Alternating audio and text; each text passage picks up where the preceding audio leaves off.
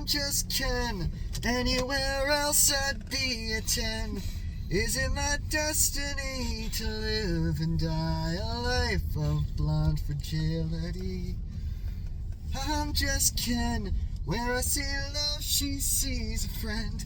What will it take for her to see the man behind the tin and fight for me? Welcome back to StillerBros the movies. And in case you can't tell, we're going to see a Ryan Gosling movie. Which means we're going to see a movie starring basically Ken, because that's the era of Ryan Gosling we're at this point. Just don't like how every Robert Downey Jr. movie after Iron Man was basically just him playing Tony Stark without the suit. But today we are covering The Fall Guy. Now, The Fall Guy is based on a 1980s television show starring Lee Majors, fresh off of his time as the $6 Million Man. The basic premise was Lee Majors is a Hollywood stuntman who overnights as a bounty hunter. Yes, so this time around we have a reboot. Don't know much about the show itself, but the reboot is starring Ryan Gosling and Emily Blunt. And basically, Ryan Gosling and Emily Blunt are playing the two, as far as I can tell, the two main characters from the show. Along the way, we've got Winston Duke and Stephanie Sue and Aaron Taylor Johnson and stunt performers. Yes. Because here's the thing that is getting this movie a lot of buzz. This is a movie about stunt performers where it seems to be a love letter to Hollywood movies and stunts in particular. It even has to the point that it has a brand new credit for the film industry with stunt designer. But basically, we should probably mention the fact that because most of what we talk about on this show is just basically big action movies, we should probably mention the fact that stunts are a big deal in Hollywood and should be treated as such. It's weird that the stunts are just this ignored thing in Hollywood, because it's like these people go around for a living and they get set on fire, they get in car crashes, they get pushed off of buildings, and yet all they're asking for at this point in return, besides the average safety regulations and everything like that, is an Oscar category to call their own, and they still don't have that. It's really sad of the level of disrespect stunt people will typically get from the general public. Like, there's plenty of action movie filmmakers out there who will show plenty of respect for a stunt team, because obviously a lot of these movies can't be made without stunts, and this is a dangerous job, and these people are putting their lives on the line for these dangerous things that people expect to see in movies nowadays. So who better to direct a movie about stuntmen than a stuntman himself? David Leitch, the guy who co-directed the first John Wick movie, has been a stunt double for Brad Pitt 5 times, Jean-Claude Van Damme twice, was Keanu Reeves' stunt double for The Matrix, and directed some of the most over-the-top action comedies of the last 8 years. Yes, from everything from John Wick to Atomic Blonde to Deadpool 2 to Hobbs and Shaw to Bullet Train to now this. And basically, the man has built himself a reputation for being good at this particular brand of action comedy. I don't know if David Leitch was having a bit of an identity crisis after John Wick, where he was like, okay, we've basically established ourselves as this, so I'll make Atomic Blonde, which is another straightforward action movie, and then he made Deadpool 2 and was like, oh, I can do this. This is my niche. And so it's been his niche. Yeah. And so The Fall Guy, we don't know what the basic tone of the show was, but this is very much leaning towards the action comedy. Yes. And which is why it's perfect that Ryan Gosling is the lead. Because as I stated, Ryan Gosling is probably at the biggest comedic peak of his career. The fact that he basically has been found out to be this incredibly talented comedic performer over the last couple of years has been pretty much a godsend for his career. Like, he's no longer just the guy from The Notebook. He is Ken. He will just kind of be, he's just doing all this comedy stuff. And now we've got this whole thing where he's like doing all these hilarious comedy bits on talk shows based around his stunt performers and everything like that. and he's doing comedy bits on the red carpet with his stunt performers, and obviously also taking every viral thing about him and making sure that it continues forward. Awesome. Performing I'm Just Ken at the Oscars for Beavis and Butthead on the red carpet for this movie. The whole Papyrus. The only thing missing is him putting on an arm cast and playing March again. Which, unfortunately, every passing year gets less and less likely that we're going to be seeing in that movie, even though The Nice Guys was completely awesome and completely undersold. I hate Angry Birds more and more with every second. Yep. But that's not all. Emily Blunt, of course, also had a big year, and now he's in this, playing the director of the movie that Ryan Gosling is working on. Of course, also Aaron Taylor Johnson as the guy he's doubling for.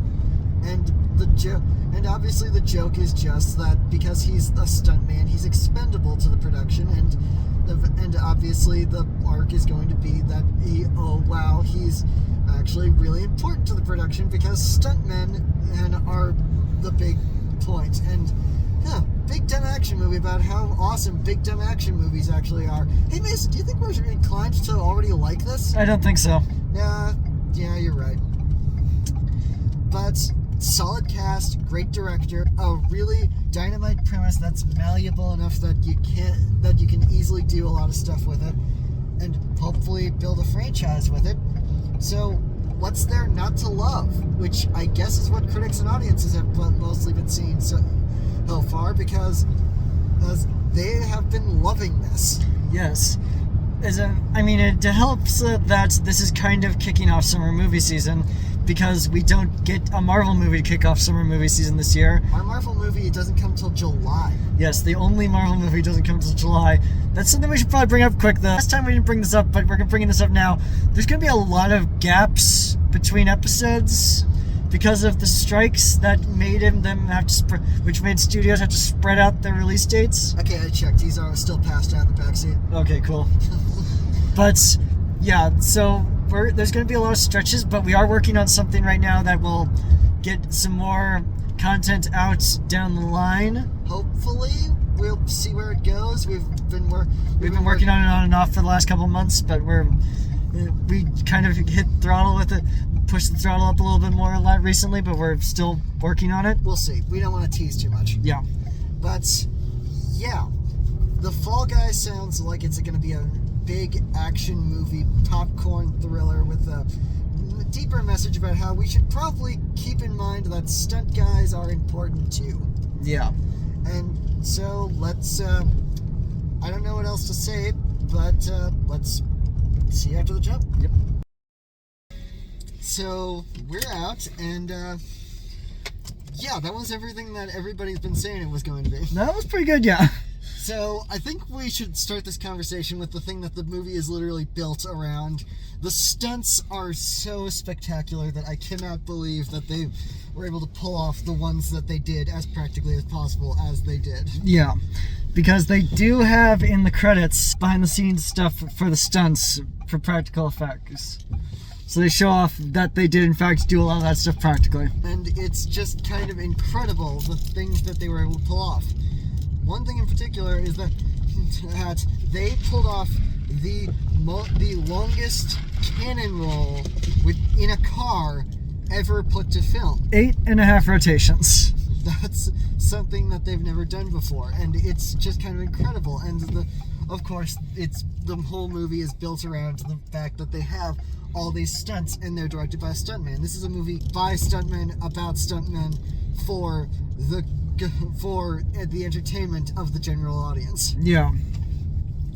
And the whole idea is that the movie they're making is a Dune parody, is kind of a send-up of Dune.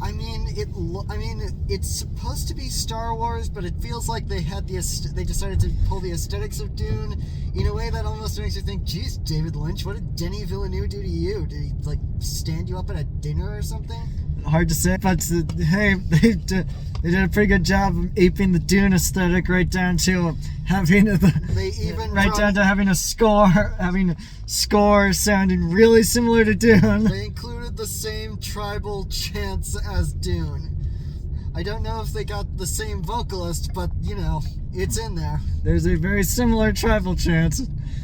But ultimately, it is a lot of action and a lot of comedy, slapstick stuff. There's a particular action chase sequence with a dog that is just smiling from ear to ear for the entirety of it. Just because that's a good dog. That is a good boy. That is the goodest boy.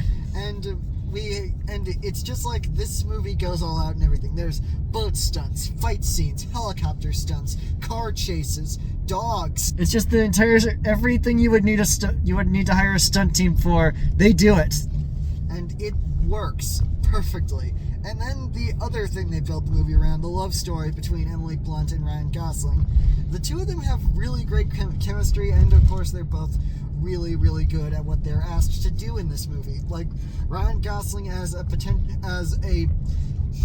continual screw up is just perfect casting, especially when he has to play these really dramatic scenes, even for laughs, and his trademark resting sad eyes really sell a scene. One of the bigger roles we have is Hannah Waddingham from Ted Lasso, playing the producer of the movie, and we don't know anything about Ted Lasso. We never watched it. So if anybody wants to talk to us about Ted Lasso, you're out of luck. Yeah. It's like we've heard good things, but we just have never seen it. We've never seen it. But that being said, she is really great in this. Yeah, as the snarky, overly controlling producer, she kind of perfectly encapsulates the character. And Winston Duke as the stunt coordinator on the movie, and Ryan Gosling's confidants throughout the movie. The funniest thing is that he'll quote famous movie dialogue and just kind of leave it to everybody to figure out which movie he is quoting. Yeah. And then there's the music, which is a fantastic combination of score plus so many needle drops. Like, most of them are 80s songs, and then there's a few 90s songs and early aughties songs. And then there's one particular song that we will not spoil, but it is definitely something that adds a lot of emotion to the scene. At that point, it's the first contemporary song of the movie, because up until that point, it's nothing but 80s tracks. And of course, there's at least 3 different versions of I Was Made for Loving You, Baby. Yeah. So that's fun. Even the interesting thing being that they built so much of the marketing around Any Way You Want It by Journey, and you don't hear a note of that in the soundtrack at all. Yeah.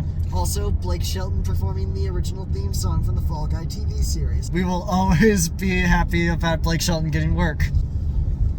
And the entire movie just kind of hinges on all this cool stuff. And something about David Leitch, this movie, made him really decide, I'm going to do as many single take shots as I can.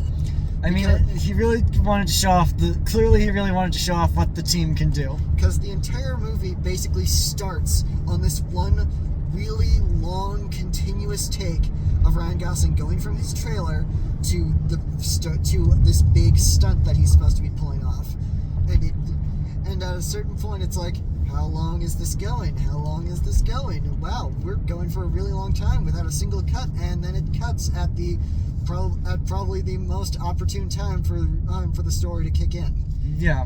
And then they do something very similar again later in the movie for a very similar scene on a very different context. Yeah. But ultimately, in terms of David Leitch's work, I don't think this is as good as Bullet Train. But it is definitely a movie that he clearly had a lot of passion for. This is a movie about movies with inside jokes from different movies. There is a lot of meta humor in this, especially for people who know film terminology like split screen or a third act. I mean, those are very simple film terminology, but the fact that they play with these things so much, one of the best split screen gags since Down with Love, probably. Yeah. And when it does use the meta humor, it's smart. It's not like a Velma situation where they're just like, if this was a movie, we would be doing something like this, and then they do it. it's a case of they talk about the things that they're doing while they're doing it in a way that feels natural to the situation that the characters are in. Even if it can be a little overbearing at times. And it's kind of fun to see this inside baseball stuff played out through these characters who are just clearly playing out a well-paced love story. If I had one criticism of it, though, I think it's a little long. I mean, I think that there is a point near the end where it feels like the movie's over, and then they do another big action sequence, and it's a big, awesome action sequence like the rest of them are. But it's also like, okay, I think the movie was over a little bit ago, but I guess we're just going to keep going on this. Like, part of it is just the fact that I don't know if action sequences needed to be shorter or certain character scenes needed to be shorter, because I loved the action scenes and I love the character scenes, so I don't know what I would cut, but it feels like certain stuff goes on longer than it needs to.